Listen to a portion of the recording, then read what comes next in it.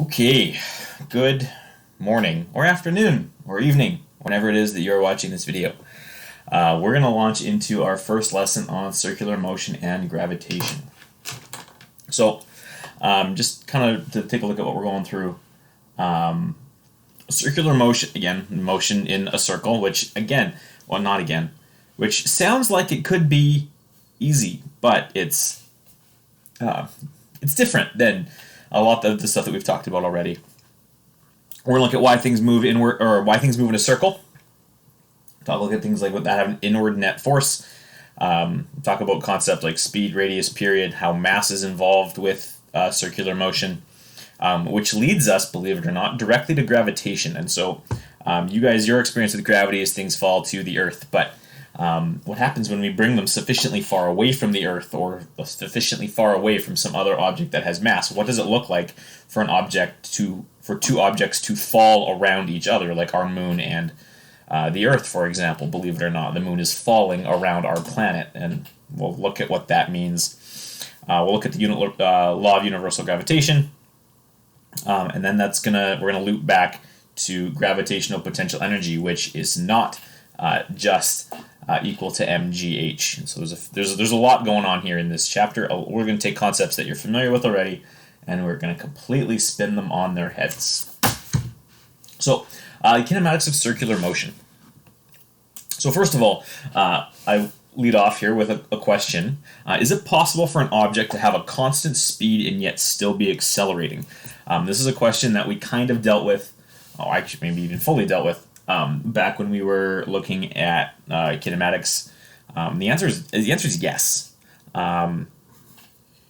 You can have a constant speed and accelerate. Well, why? To discuss that, take a look here at scalars and vectors. Again, scalar versus a vector. We said that scalars have a magnitude. And we said that vectors have a magnitude and a direction. We said as well, so some of the things that are vectors, so velocity is a vector.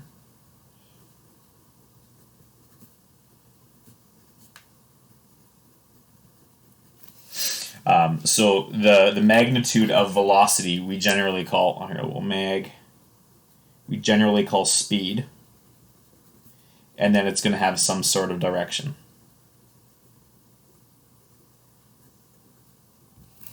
I don't know, east, for example. Let me turn on this light, make it better. I don't know if that makes it better or worse, but we'll try it. So our velocity, or the magnitude of velocity, we call speed. The direction, I don't know. There's all sorts of directions our velocity could have. And we said, so for an object to have constant speed, could it still be accelerating? My argument here is yes. I'm trying to prove to you why. We defined acceleration. Acceleration is equal to a change in velocity. Well, how can we change velocity? We could change velocity by increasing or decreasing its magnitude, so the speed part. We've already said in this question we want constant speed. The other thing, though, that we could change about velocity, because velocity is a vector, is direction. So if acceleration is a change in velocity, and let's say I was going 2 meters, 2 meters per second east, and now I'm going 2 meters per second north. There has to have been some... So my velocity has clearly changed. It was 2 meters per second east, now it's 2 meters per second north. So I have a change in velocity, therefore I must have an acceleration. But if I look at this, I've got a constant speed here. So a change in direction is, or can be considered to be an acceleration when we're talking about something like velocity. To turn, effectively what we're doing is turning. I went 2 meters per second east, now I'm going 2 meters per second north. I turned from east to north. to do that, there has to be some sort of force involved making me do that turn.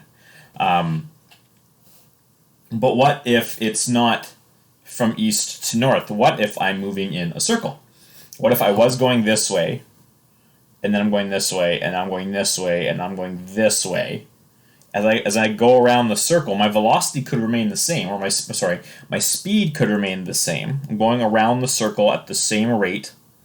But if you look at what's happening here, is the velocity is constantly changing. Sorry, I'm just going to mute my computer. My velocity is constantly changing because the direction is constantly changing. So, 1, in this particular situation, I've got a constant speed.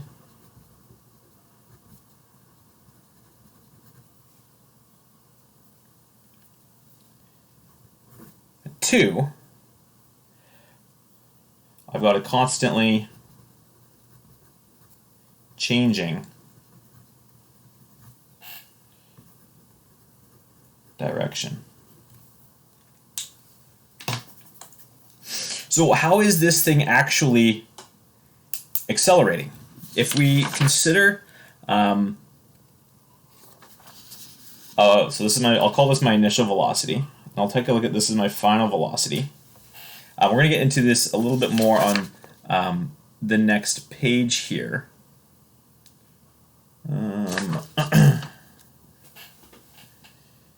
But I'll start with it here. If this is my initial velocity and this is my final velocity, how did this happen? How did this object, let's ignore the fact that this is a circle for a little while, how did my object make the corner? I was going east, now I'm going north, for example. What happened here? Well, in order for this to make a turn, the object has to have some force acting kind of into the circle. We've got an object, if there was no force acting on this object, it would continue to go straight. But as we can see here, it's getting pushed, this object's getting pushed that way.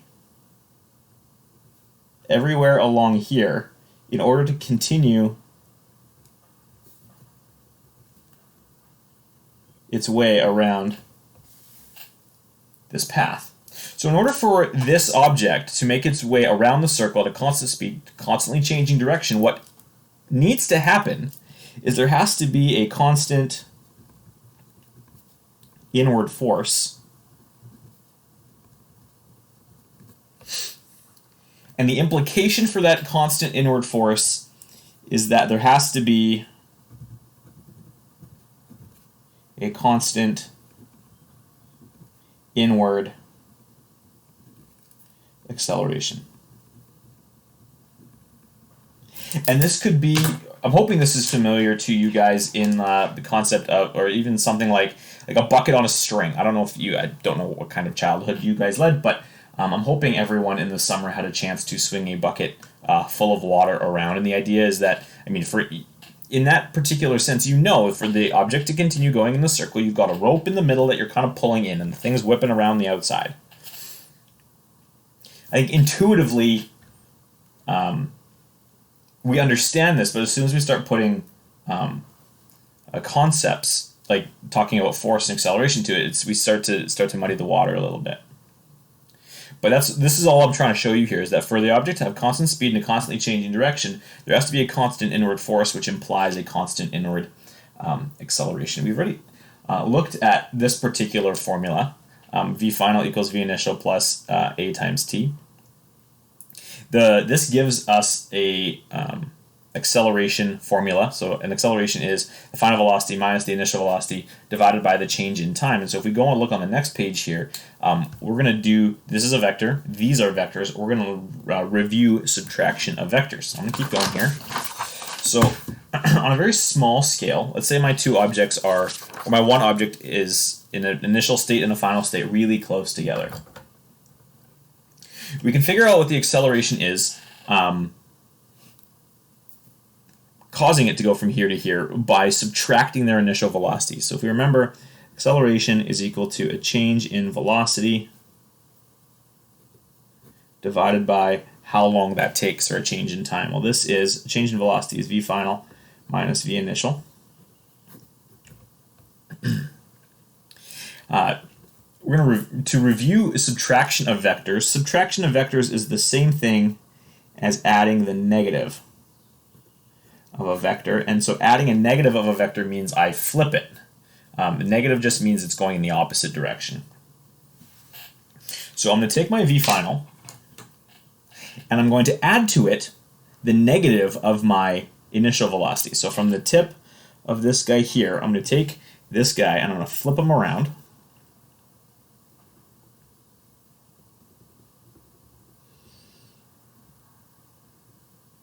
So I've got my v final. This red guy here is my v initial.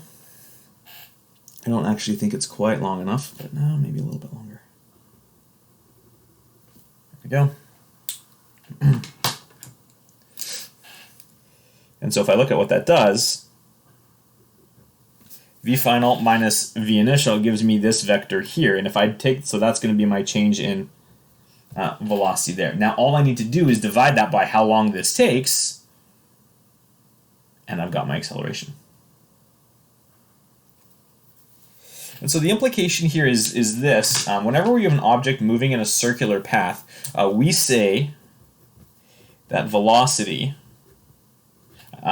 is, and there's some language here. So some of you may have seen this in math before, some of you may have not. I can't remember where circle geometry shows up in the mathematical curriculum. See, this is negative VI. I've got to make that clear. But when you've got an object traveling around, or you have a point on a circle and you've got a line there that only touches the circle in one spot, we say that that line is a tangent, called tangent to the circle. And so what we can see here is that as an object's making its way around a circle, the velocity of our object, regardless of where it is always tangent to whatever that circular path is. And so that's important language to nail down. So we're going to write it down here. Velocity is tangent to the circular path.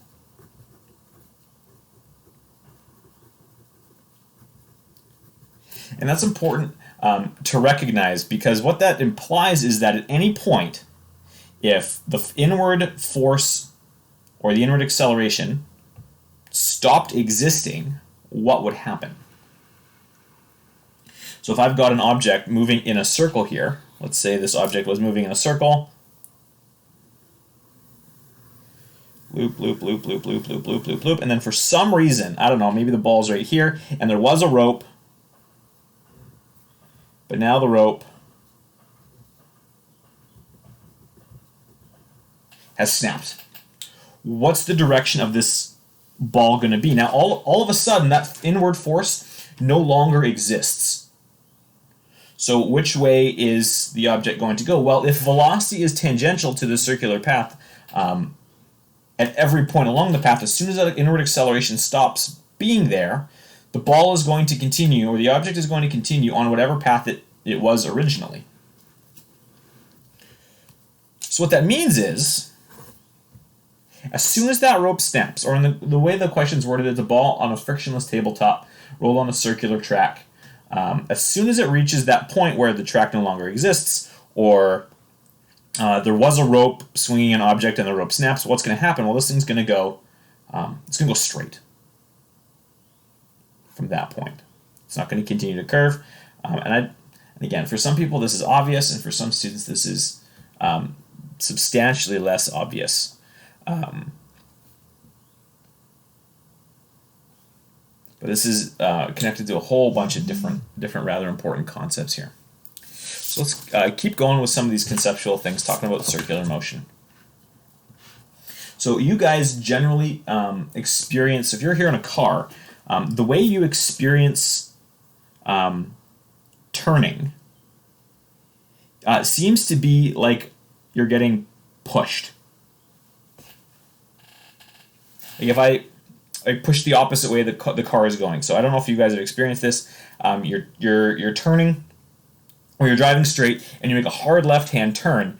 All of a sudden, it feels like you're getting thrown to the right as this guy makes, or as you're here in this car, it makes this turn. You get thrown to the outside of the car. But That's not actually what's happening here. That's just how we interpret it, and we say, okay, well, that's how I interpret it. We're going to call that good, but that's not actually what's happening here. What you're experiencing is actually what's called an inertial effect, and that's something we've talked about. We've talked about inertia, a body's desire to continue moving the way it was moving. And the more inertia you have, the harder it is to change your direction. What you've got here is when the car starts to turn around you, your body wants to continue going straight.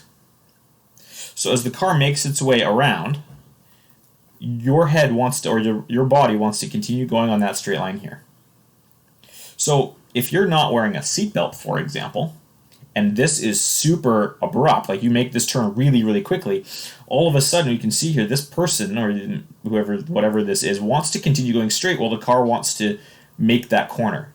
So what you've got here is a situation where, again, so in terms of a seatbelt, if you're not wearing a seatbelt, now all of a sudden this person's sitting in the lap of the passenger seat and the car has no driver. So it's not that you're getting pushed to the outside, it's the idea that you just want to keep going straight and the car's moving the other way around you. So I'll make a note here about what, just to review inertia. This is a tendency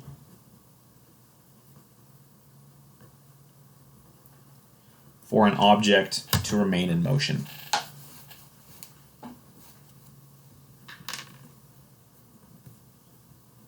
Or I'll say maintain its motion, whatever that is.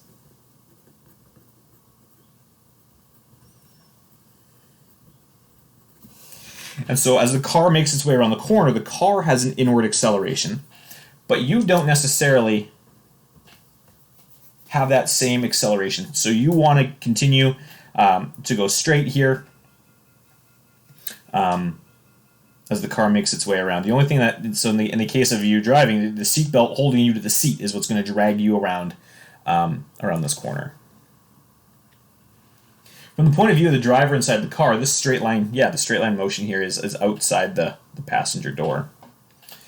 This is an important discussion to have because what this particular picture can lead to is an incorrect assumption about what's going on here. Lots of people will say, okay, well, there's an outward force. I'm getting pushed to the outside, and what that leads to is this idea of a centrifugal force. There's a term for this, which refers to the apparent outwards push for an object in circular motion. But it's important to recognize that it's not a force that's causing this. It's your desire to remain in motion, to maintain your motion, that's causing this. So this thing doesn't actually exist. There's no such thing as a centrifugal force.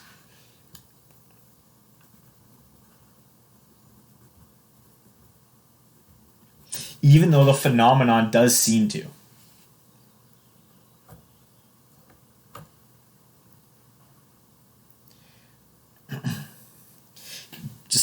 Like it says here, the vector analysis as done previously shows us that the acceleration, therefore the force, actually has to be inwards. So there's another concept that's causing this particular phenomenon. Another application of this would be for pilots. Doesn't necessarily have to be a fighter pilot, but let's say you're a fighter pilot and you're moving too fast in a loop. What can happen is that a pilot can lose consciousness. When you're moving sufficiently fast, your blood is not just a liquid. Your blood has all sorts of little solids in it too. So like you inside this car wanted to maintain your motion as the car moved around you, when you move your body fast enough, your blood can function the exact same way. So let's say, so I'm just going to draw, I should use red because blood is red. I'm just going to draw kind of an example of this dude's blood. So there's the blood within the body. What happens when the plane suddenly starts to lift? And the body starts to lift with it. Your blood inside you is little solids. And you have lots of little tunnels and pathways for these little solids to flow. These things are called veins or arteries. Your body is designed to have blood flow through you Surprise, if you've never taken a biology course. When a fighter pilot makes a maneuver like this, or launches you up like this, or even sometimes it can happen on a roller coaster, your blood wants to maintain the path that you had it on.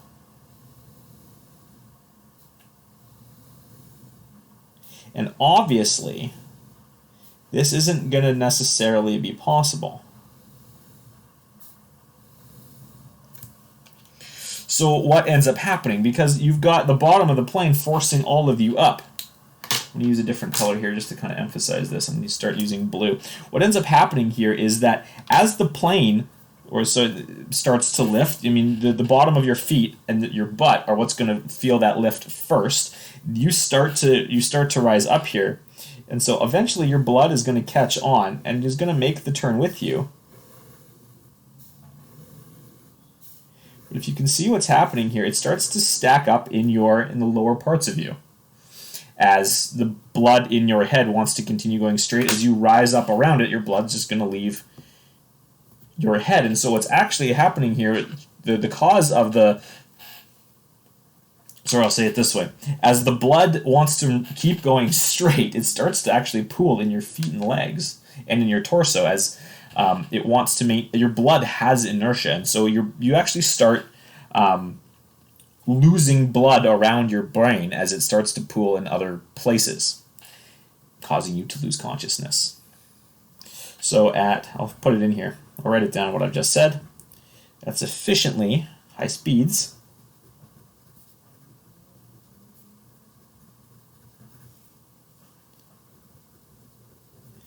blood cells have sufficient inertia. Generally, we don't experience this because we've talked about inertia before. Inertia depends on how fast you're going and how big you are. Blood vessels are very, very small. And so you have to be moving very, very quickly to give your blood vessels a sufficient amount of inertia. As your blood starts to pool, or as blood leaves the head,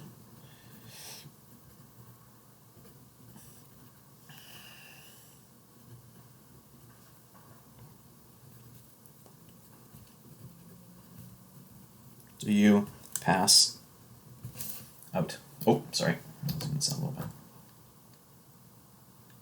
All sorts of really interesting applications of this idea of circular motion. So we've kind of looked at circles, but even just going around a smooth curve is a kind of circular motion.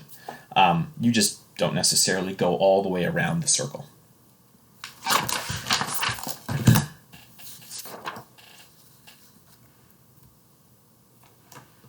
So we're going to make some arguments here about how acceleration is related to your velocity around a circle.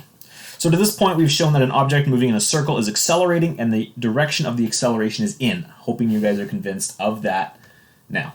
To find the magnitude of the acceleration, we're going to use something called proportional reasoning here. We want to figure out how the acceleration is related to a couple different concepts. And these might not be intuitive, and so the book outlines it, I think, pretty clearly. So how does the acceleration depend on your speed? Obviously, if this is your speed, constant speed around a circle, compared to this, you have a much larger speed. As the velocity increases, what has to happen to the acceleration? Well, the larger velocity means the object wants to continue going this way more. And so to actually make the corner, your acceleration has to be substantially larger. But there's another concept here at play. What happens if I wanted to go around a really large circle as opposed to a really small circle? An example of this could be something like a Ferris wheel versus, I don't know. No, that's a terrible example. Forget I said it. You guys have watched, I'm hoping you've seen a figure skater. So imagine that this is a figure skater from the top with their head there and their arms are out. As they're making a spin, we can see here that this is a much slower spin. But in order to make, again, this is a terrible example. What I'm trying to prove to you guys is this, is that the smaller the circle, the more the acceleration has to be, is what I'm trying to argue here. Because you've got a smaller space in which to make that change in velocity, and so you have to accelerate more to make that curve, is what I'm trying to argue here. And normally this would be done in class with discussion, and so hopefully that would make some sense here. What this has shown us is this. If acceleration is greater for a greater speed, we can say that acceleration is proportional to velocity. But if and so that's the first part. The second part here is, as the circle shrinks, acceleration has to increase. And so what that means is this, is that our acceleration is proportional to a shrink or an inverse R relationship. As R gets smaller, this gets larger because you're dividing by a smaller and smaller number. And so we've got this here. We've got acceleration is proportional to velocity over radius, but is that the entire picture? Let's look at some units here. Velocity is measured in meters per second. Radius is measured in meters. And acceleration needs to be measured in meters per second squared. So we've got a problem here. The units on the radius are going to cancel out my meters here. And so if I leave it just like this, I'm going to get, this would be meters per second over meters. My meters would cancel, and that would leave me with 1 over seconds, which doesn't really make sense. I need meters per second squared. And so what we're going to have to do here to get the units to line up is we're actually going to have to square, I'm going to write this down here, acceleration is actually proportional to v squared over r, because acceleration needs to be meters per second squared.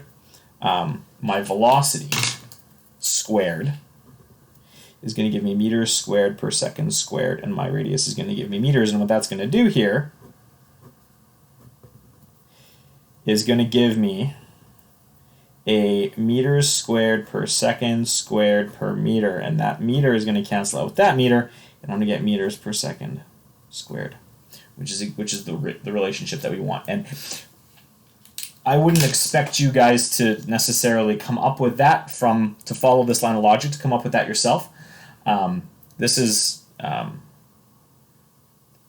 basically what we're looking here is, okay, we know that acceleration is proportional to velocity and the radius of the circular path. But in order for the math to work out properly, we have to square this thing. It's just what we have to do. And without looking at the calculus of it all, there's really no way for this to come up without kind of making these arguments. And so what that gives us is, for an object moving in a circle, the acceleration is equal to its speed squared or velocity squared divided by the radius of the circle. And for acceleration, the direction is inwards.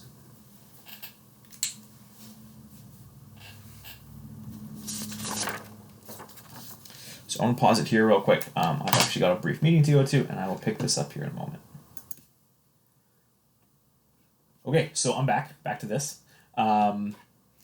So we've got our acceleration equals v squared over r. Direction is inwards. There's a couple other pieces here. So for an object in uniform motion, constant speed, we can say that for an object making one complete loop around the circle, its speed is going to be equal to, the language they use here is the constant ratio of distance over time. I mean, you've got an object, so let's remember here, we've got an object in a circle, or moving in a circle, but let's say object in a circle. So I had velocity equals distance over time, just like we did before, where d is the distance traveled, t is the elapsed time, and v is the speed. But for an object moving in a circle, the distance for one loop is the circumference of the circle. There's an m there, circumference. And that's 2 pi r. I mean, we could use pi d, but don't use pi d. There's a reason for it. We're going to use 2 pi r. So we're going to combine these two, and we're going to get this equation here. The velocity for an object in circular motion is 2 pi r over t. And this is useful, but not as useful as an alternative formulation. What we can do here is we can write this as, instead of t here being the total time it took to make all the loops, this 2 pi r is the distance around the circle once. And so this little t isn't little t anymore. What this is v equals 2 pi r over big T. 2 pi r is the distance around the circle once.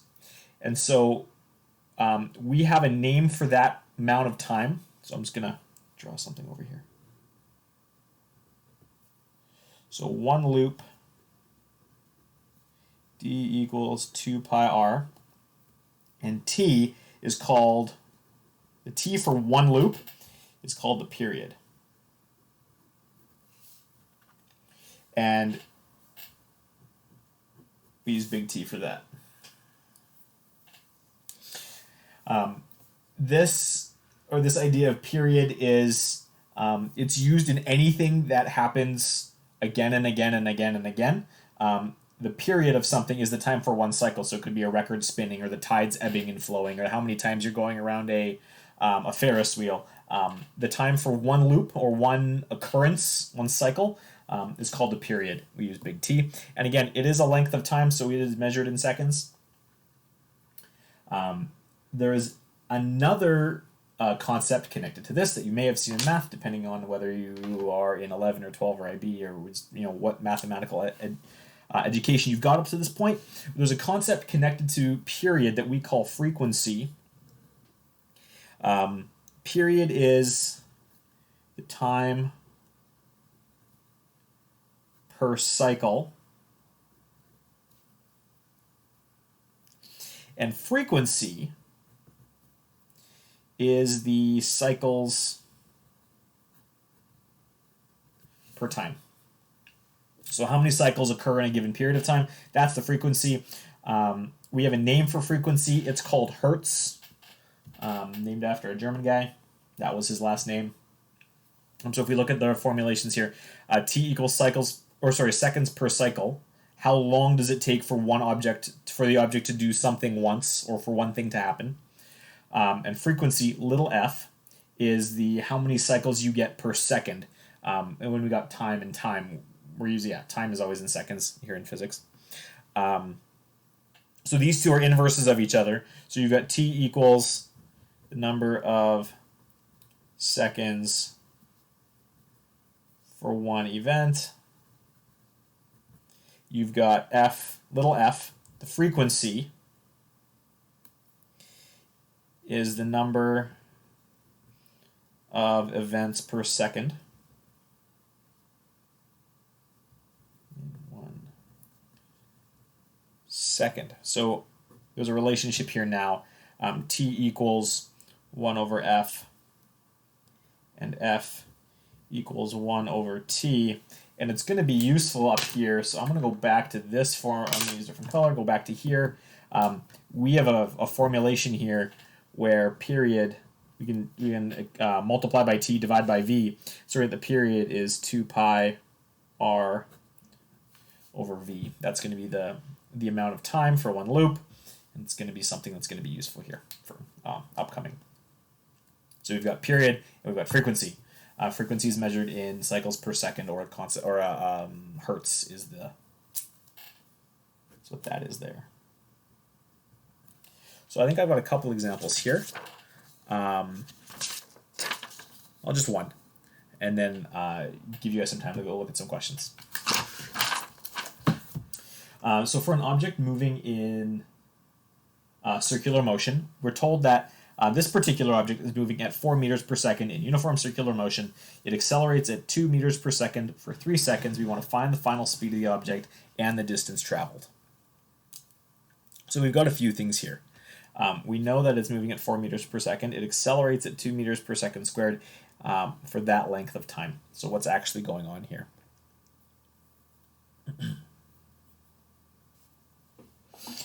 Well, this thing is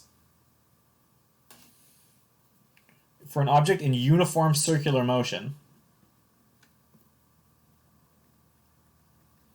speed is constant. So when we're talking about an acceleration here, this is for an object in uniform circular motion, the acceleration here is direction change.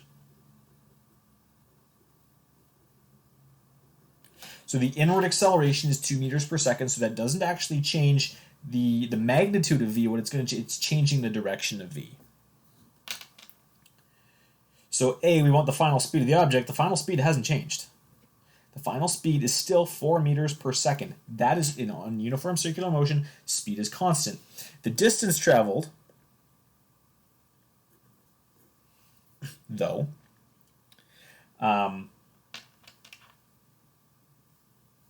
d equals v times t. The velocity is 4, the time is 3. So the distance this thing's actually traveled is 12 meters, but what's it done? It's gone around this corner. That is 12 meters. So we're using the same ideas we had before, but because we're operating in uniform circular motion, the way we handle, or the assumptions that we make, are going to fundamentally change how we approach these kinds of questions. For objects in uniform circular motion, I'm going to skip a bunch of stuff here. I'm going to jump down to these two points down here. The object is moving at a constant speed, yet it's accelerating. So basically just what I've said before. Because of that, the acceleration vector is changing in direction since an inwards vector changes as an inwards vector changes as the object moves. So what this means is here, we knew we were accelerating, but I used a constant velocity, and that's because we're looking at uniform circular motion. So you've got to make sure that when we're dealing with uniform circular motion, we're going to throw these away. Do not use. These were our original kinematic equations for objects in two-dimensional motion. For uniform circular motion, we've got a different set of kinematic equations that we're going to use, and that's these guys here.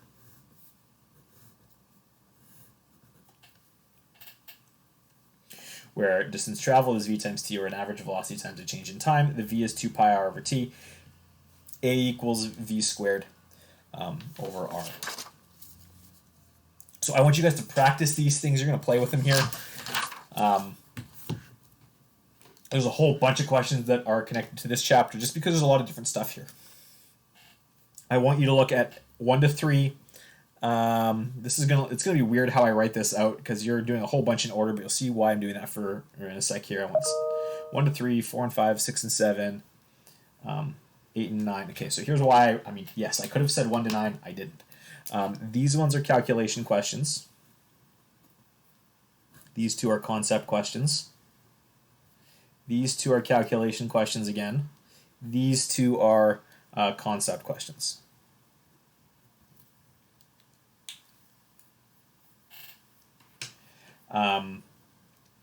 So yeah, the kinds of questions here are there's a difference between, or they're sprinkling